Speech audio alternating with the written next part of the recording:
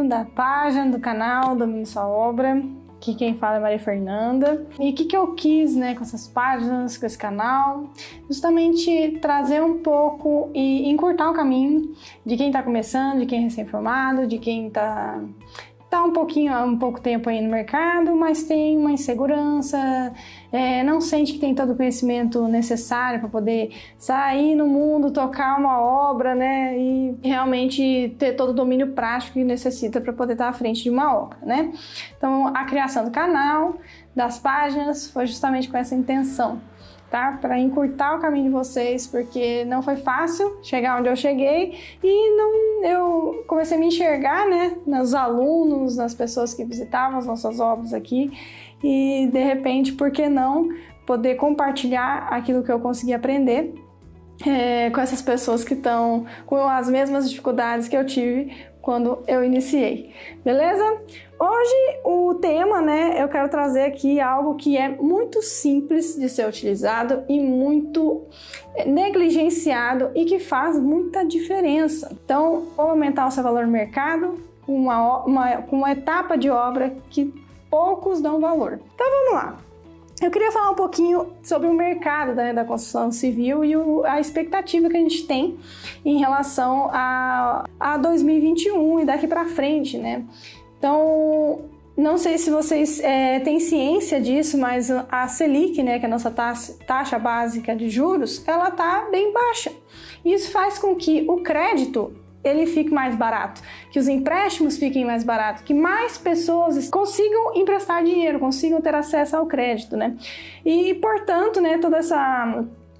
não só os juros em si, mas está tendo essa onda aí realmente da construção civil, até porque foi um dos mercados menos afetados durante a pandemia, porque foi considerado um mercado de atividades essenciais, então não paralisou, não teve tanto prejuízo, vamos dizer assim, quanto aos outros setores, né, que sofreram muito em relação à pandemia. Então, a gente tem um mercado em ascensão, a gente tem obras sendo construídas. Eu falo desse exemplo que eu vou construir minha casa esse ano, minha tia vai construir a casa dela esse ano, meus pais vão construir a casa deles esse ano, nós estamos iniciando o maior empreendimento da construtora esse ano. Então, realmente, você vê, só o meu exemplo aqui, né, já traz aí o que está acontecendo com o mercado nesse momento.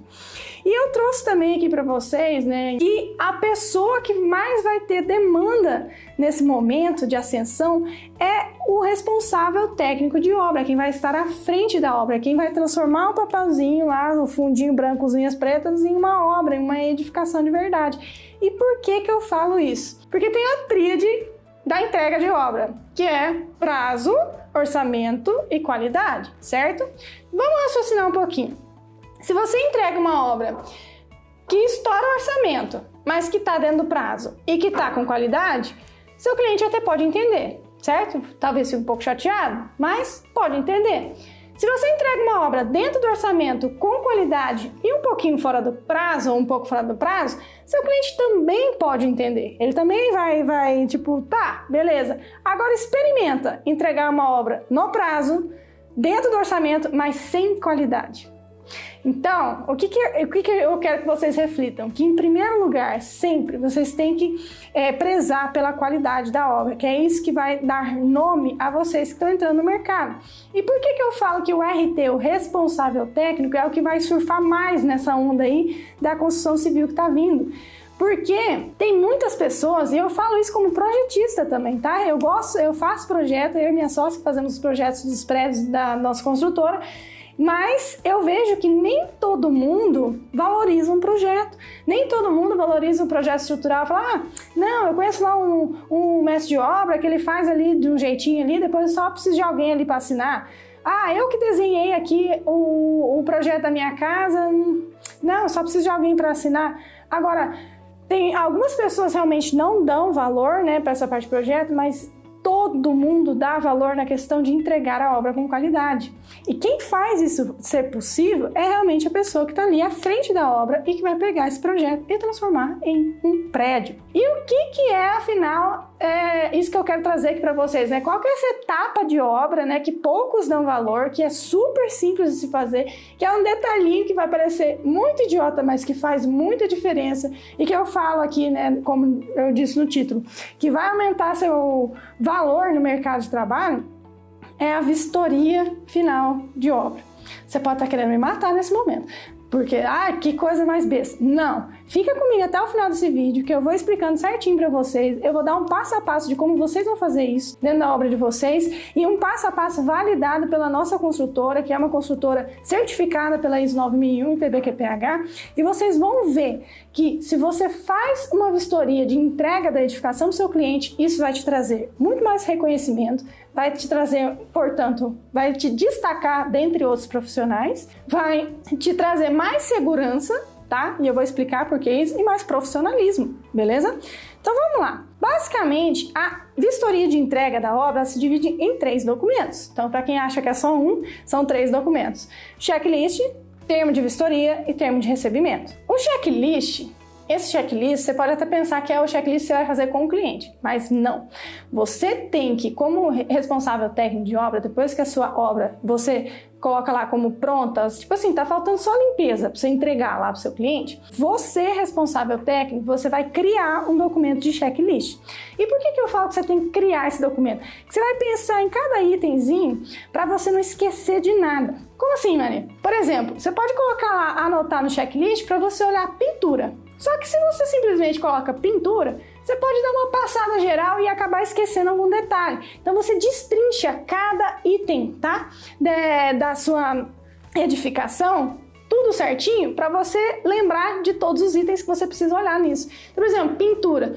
Pode ser pintura de teto, pode ser pintura de porta, pode ser, às vezes, até pintura da própria esquadria, dependendo do tipo de esquadria que você tá, às vezes é um selador. Então, você destrinchar os itens para que você não esqueça de nenhum. Por isso que eu falo que você tem que fazer a criação desse documento antes mesmo de você fazer esse checklist. Depois, por exemplo, vamos colocar outro item, né? Elétrica, acabamento de elétrica. Você tem que ir lá ver se estão todos os espelhinhos bem montados, se não tá de ponta cabeça. Na parte de, por exemplo, marmoraria, você não vai simplesmente olhar a marmoraria, você vai olhar se tá quebradinho o cantinho, se tem a massinha, se tem algum risco. Então, você destrincha esses itens, por exemplo, olhar se tem algum risco na marmoraria, porque daí você vai ter, vamos dizer assim, uma base para não esquecer nada. Então, maçaneta, você pode olhar se ela tá bem parafusada, se ela tá funcionando direitinho, se tem algum respingo de tinta ou respingo de selador, algo nessa maçaneta que esteja fora, se ela tem alguma rebarba, alguma coisa. Então destrincha tudo que você tem para observar em cada ponto, para que você chegue na obra com o checklist na mão e não tenha que ficar pensando, tá? Acho que eu olhei tudo na maçaneta, sabe assim? Então olhar se tá trancando, se tá tudo certinho. Por que eu falo isso? Porque é muito importante que a gente faça esse checklist. E esse checklist, quando você for para a obra com ele já montado, o cliente não está com você. Você vai fazer junto com a sua mão de obra. Então você vai lá e você vai como um crítico realmente, sabe? Um crítico mesmo, com todo o respaldo de responsável técnico e com o olhar também como se você estivesse comprando. São itens que você destrincha para que você consiga ter, para não ter que pensar no momento que você for fazer o checklist, todos os itens que você tem que observar em cada pedacinho. Por exemplo, revestimento. Então, às vezes a gente fica muito preocupado só em ver se tem algum risco ou um trincadinho, mas aí você esquece de olhar, por exemplo, o rejunte. Às vezes está faltando um pedacinho de rejunte ali no meio. E por que eu falo isso? Porque pensa você como cliente e eles não têm respaldo técnico, eles não têm conhecimento técnico. Então pode ser que muitas das vezes algum defeitinho, porque às vezes a gente está no final da obra e a gente, poxa, fiz todo o controle, fiz tudo o que tinha que fazer, a obra está perfeita, se ele achar alguma coisa, vai ser uma coisinha ou outra que não tem problema. Só que para o cliente que não tem conhecimento técnico, esse pouquinha coisa que não dá problema na obra pode ser muita coisa na cabeça dele. Então pensa só, o pessoal da instalação hidráulica com acabamento de registro do chuveiro não deu aquela prensadinha no final e não encaixou direito. Então esse registro ele tá um pouquinho solto. Agora pensa seu cliente entrando dentro da edificação dele, às vezes a casa, enfim, e vai lá testar, né, os registros no dia do termo da vistoria, que é o segundo documento, já vou explicar mais certinho, e esse registro não tá bem encaixado. Na cabeça dele, isso é o fim do mundo. Ele fala, meu Deus do céu, tá caindo tudo. Entende? Ele não tem esse conhecimento técnico e às vezes era só um pum e pronto, encaixou. Entende? Por exemplo, se você é uma pessoa que entrega a edificação com todo o luminotécnico pronto, vamos dizer que lá no finalzinho do dia, o seu engenheiro eletricista já tá mais de saco cheio, assim, vai instalar lá as lâmpadas e esquece de rosquear um pouquinho a última. E daí seu cliente vai lá para acender as lâmpadas, etc, e vê que tem uma que tá apagada. E às vezes é só porque não rosqueou direito. E daí vai aquele negócio, né? Tipo, o cliente já olha e fala assim, putz, mas vamos entregar a obra com uma lâmpada queimada. Sabe? Ele vai criando asco das coisas e coisinhas bestinhas. Uma cliente nossa, pra vocês terem noção, ela viu uma fissura de tinta, tá? Fissura não chegou nem no reboco, era uma fissurinha. Só que era uma fissurinha que por conta da acomodação, tudo, ela se estendeu, era uma fissurinha até, vamos dizer assim, grande, mas não era trinca, não era estrutural, era no meio da parede. Ela ficou assustadíssima. Ela chamou a gente, falou, nossa, eu tô com medo da estrutura estar entrando em colapso. Daí a gente teve que ir lá, pegar o projeto estrutural, mostrar para ela que aquilo era um meio de parede, que aquilo era uma trinca, que existia diferença de fissura, trinca, rachadura, que era uma fissura, que provavelmente era por conta da acomodação da edificação, dos primeiros anos isso acontece, e que não estava nem chegando no reboco aquilo ali, que era só ali um pedacinho. Então, chegar com todo essa calma, vamos dizer assim, né, para acalmar o seu cliente, com conhecimento para que ele realmente fique tranquilo. Então pensa se você não toma cuidado nesses momentos finais e entrega para o seu cliente lá, aí ele vai puxar a maçaneta e tá um pouquinho, o parafusinho não tá bem apertado, e daí puxa e sai. Ele vai ficar louco. E daí você pode estar pensando, mas isso é só para cliente de alto padrão. Não! Às vezes o cliente de baixo padrão, ele vai ficar até chateado, vai ficar assim, tipo, poxa, é porque eu não tenho condição que daí me entrega a obra desse jeito. E, gente, a gente tem que lembrar, o cliente é o ser humano que paga as tuas contas, é o ser humano que vai te recomendar para outras pessoas. Você tem que atingir as expectativas, e quando ele vai receber a edificação, ele tá assim, tipo, com o olho brilhando, porque é um sonho. Às vezes é o dinheiro da vida da pessoa que ela guardou, às vezes é a casa dos sonhos da pessoa, então não pode ter um defeitinho ali para magoar esse dia. Então, por isso que eu falo, esse checklist que é seu, que você vai apresentar com a sua mão de obra, você vai destrinchar tudo para você caçar pelo em ovo realmente, para poder entregar esse dia do termo da vistoria ser a coisa mais linda do mundo para o seu cliente. E esse checklist não chega na mão do seu cliente, esse é um checklist para você se sentir resguardado, beleza? Qual que é o segundo documento então? É o termo de vistoria. O que é esse termo de vistoria? É um documento que você vai entregar em branco para o seu cliente olhar. Tem muita gente que tem essa impressão de que você tem que detalhar. Olha, você tem que olhar pintura, você tem que olhar revestimento, você tem que olhar acabamento hidráulico, você tem que olhar isso, você tem que olhar aquilo. Não, deixa livre. Porque daí, exatamente por isso, porque às vezes ele vai achar pelo em ovo, às vezes ele vai achar defeito que não existe. Porque daí se você fala para ele, olha se tem algum respingo de tinta no rodapé. Então ele vai ficar louco lá, tentando olhar respingo de tinta no rodapé, e às vezes é um troço tão microscópico, daí ele vai marcar lá no termo de vistoria que tá tudo melecado de tinta, e não tá. Então por isso que eu falo, o termo em si de vistoria, porque você já garantiu qualidade, você já fez apanhadão geral com a sua mão de obra e deixou nos trinks, ele é em branco. Vai ter lá os dados do seu cliente, os dados da unidade, né? Se for um apartamento, no edifício tal, mimimi, blá blá blá. O nome do seu cliente, umas linhas em branco, sem nada escrito, tipo local para ele escrever ali o que ele achar, né, de defeito. Você entrega na mão do seu cliente e você fala para ele ficar à vontade, para ele testar tudo que ele precisar. Tem gente que chama um engenheiro, um arquiteto, às vezes amigo, às vezes parente, enfim, para trazer para dentro da obra, para olhar, para fazer uma vistoria mais a fundo. Mas normalmente são os clientes em si, e eles vão fazer esses apontamentos, e normalmente são coisinhas bem bobinhas mesmo, sabe? Às vezes que nem eu falei, né, da lâmpada que tá desrosqueada, ele acha que tá queimada, e às vezes não é, às vezes é só rosquear a lâmpada que tá tudo certo, sabe? Então, e às vezes pode ser sim que ele encontrou alguma coisa, vamos dizer que você fez o checklist da vida, passou tudo com a sua mão de obra, refez o checklist para ver se eles consertaram tudo que você apontou e um dia antes da vistoria, alguém passa lá no corredor, derruba uma marreta e trinca um piso. Pode ser que aconteça, tá? Então é muito importante. Aí seu cliente vai lá, vai fazer essa vistoria, ele vai escrever lá o que ele tem e nesse papel do termo da vistoria é muito importante também que você coloque lá para ele agendar a próxima visita, caso ele aponte alguma modificação. Então, porque tem que ter a próxima visita. Não adianta ele apontar lá, tem tinta no rodapé, vamos dizer assim, né?